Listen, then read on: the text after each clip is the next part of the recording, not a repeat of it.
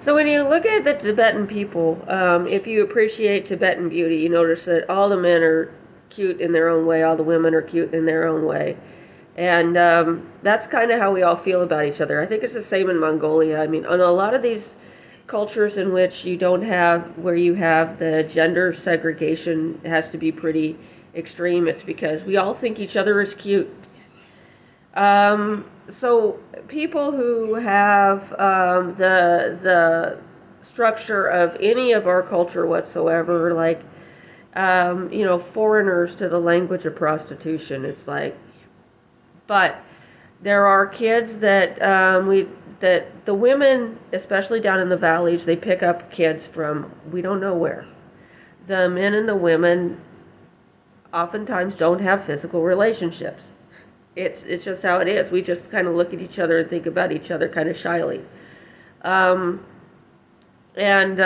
so when the women are pregnant, you don't, it's my house, so the kids are mine, is what the men think about. Then he is deciding to the best of his ability what happens with those kids. Unless that happens to not be true, then he gets really depressed and kicks people out.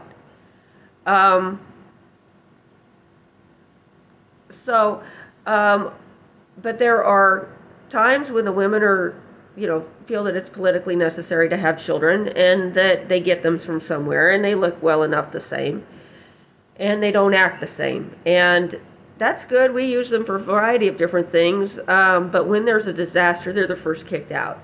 So when people are standing across with their bow, talking about, hey, don't knock my grappling hook off. We're trying to build a bridge. You need to holler across and ask them what they want, because it may be that they're building a bridge to dump people that they have a problem with, and you don't want them to do that. Or if you do, and they say, well, hey, we took these people over here of yours, and this guy can do this, that, and the other thing, and you got to kind of figure out, are they telling me the truth or not?